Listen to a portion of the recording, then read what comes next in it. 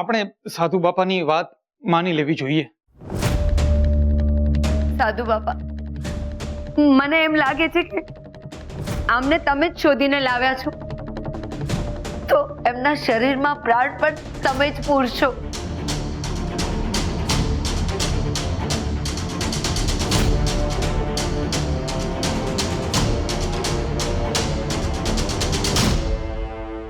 પૂજ્યશ્રી, આ પર્વત કાકાના શ્રવણ પોતાની જાતને બહુ હોશિયાર સમજે છે. તમને જોવા માટે અંદર આવવાનું કહેતા હતા. અત્યારે તો ગમે એમ કરીને ટાળ્યા છે, પણ પર્વત કાકાને તો તમે ઓળખો જ છો ને. એમનો કઈ ભરોસો નહીં. હવે બહાર જઈને હું જે કહું છું એમ કરવાનું.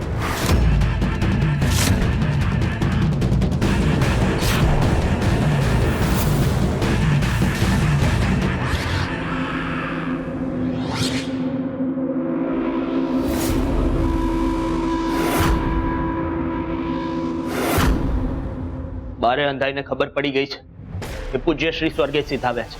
અંધાઈ બહુ આઘાતમાં છે. આહુડા હુકાતા નથી. અંધાઈ પૂછી રહ્યા છે કે પૂજ્ય શ્રીના મુખ દર્શન કરવા ક્યારે મળશે. પર્વત કાકા, મારે બધા પૂજ્યશ્રીના મુખ દર્શન માટે વાટ જોઈ રહ્યા છે. તો આપણે એમની અંતિમ ક્રિયા હવારે કરીશું, પણ બાકી બધી તૈયારીઓ કરી લઈએ.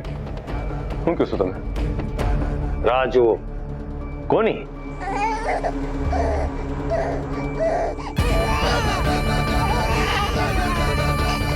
સાંભળો છો? શામળનું શરીર બરોબરનું ઢકી રહ્યું છે.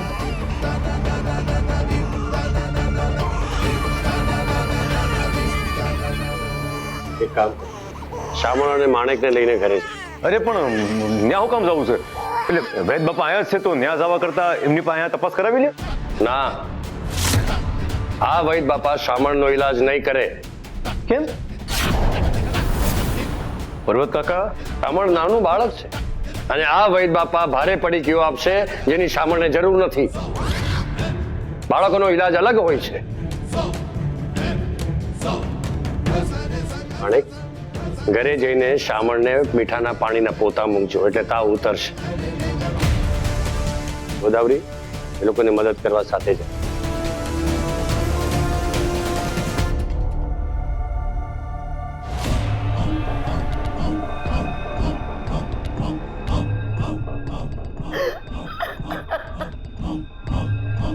બેન, તમે મને આજીજી કરી એટલે મેં વૈદ બાપાને ઉપાય પૂછ્યો. એક અંતિમ ઉપાય છે પૂજ્યશ્રીના શરીરમાં ચેતના જગાડવાનો. શું ઉપાય? ઝટકો, તમે જે કહેશો એવું કરવા તૈયાર છો. અને વૈદ બાપાએ કહ્યું કે પૂજ્યશ્રી મહાદેવના બહુ મોટા ભગત હતા. જો એવો જ કોઈ મોટો ભગત આ ગામમાં મળી જાય તો પૂજ્યશ્રીના શરીરમાં ચેતના પાછી લાવવામાં મદદ મળી શકે. આ શ્રવણભાઈ છે?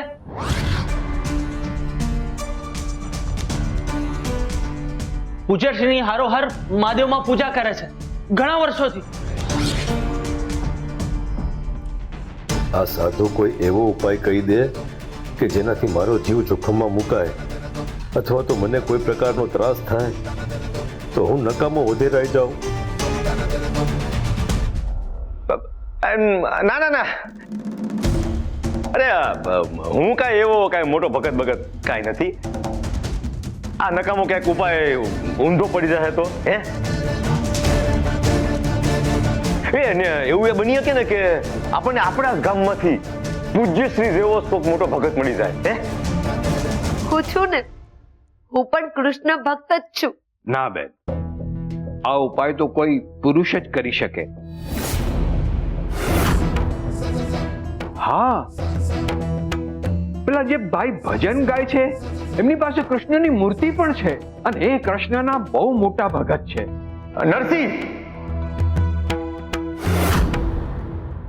હા, નરસિંહભાઈ. એ ભક્ત છે પણ ભોળો ભક્ત છે, એટલે એના તરફથી હું ના પાડું છું. કેમ મોટા ભાઈ? ધર્મેણી, કેમ શું?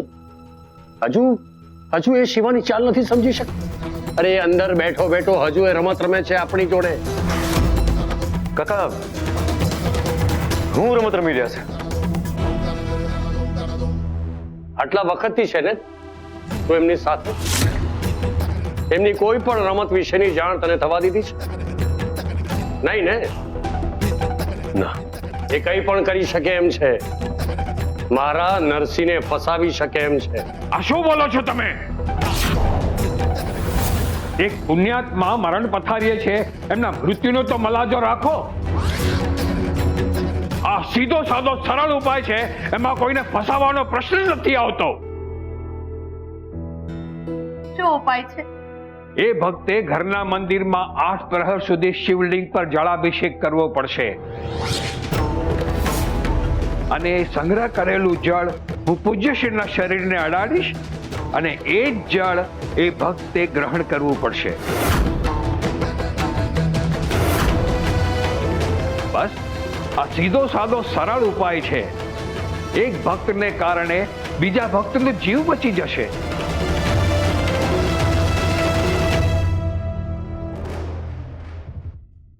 મોટા ભાઈ, હું તમને વિનંતી કરું છું, નરસિંહભાઈને આ ઉપાય કરવા માટે મનાવી લો ને. નરસિંહ શિવા માટે કંઈ નહીં કરે.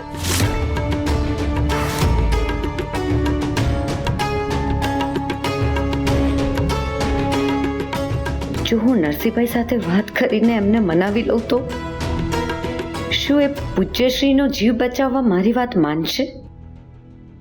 બેન, ઝટ કરો, આપણી પાસે સમય ઓછો છે. જેટલા જલ્દી નરસિંહભાઈ માની જશે એટલા જલ્દી આપણે પૂજ્યશ્રીના પ્રાણ પાછા લાવી શકીશું. હા, તમે આ પેલા આવું ક્યારે કરી ચૂક્યા છો? ના, પણ મને મારી અંતઃસ્ફૂર્ણા પર પૂરેપૂરી શ્રદ્ધા છે. પદયાત્રા કરતો કરતો અચાનક આ ગામમાં આવી ગયો. મારી અંતઃસ્ફૂર્ણાથી તમારા પૂજ્યશ્રી સમાધિમાં મળ્યા ને. હજી તમને મારી શક્તિનું પ્રમાણ જોઈએ છે?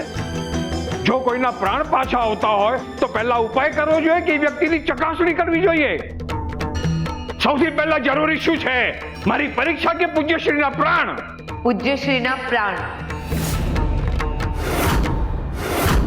તમે ચિંતા ન કરતા સાધુ બાપા, એમને બચાવવા માટે હું બધું જ કરી છૂટીશ.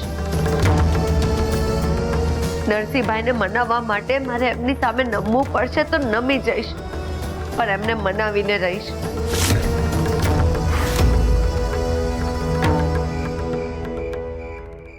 આલ્યું. ગામના બીજા વૈદ બાપા પાસેથી પડીકી લઈ આવીશ. પાણીમાં ઘોડીને પીવડાવી દેજો. હું જાઉં છું. કાંઈ કામ હોય તો ડેલી ખખડાવજો.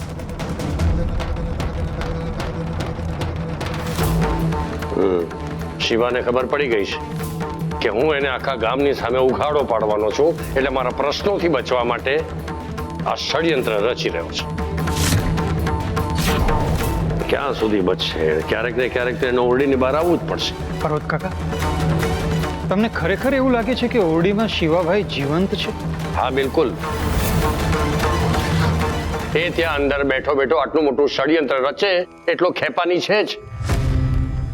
કારણ કે આટલી સરળતાથી સમાધિમાં બેસીને પોતાના પ્રાણ ત્યજી દે એમાંનો નથી. પણ એમણે પ્રાણ ત્યજી દીધા છે.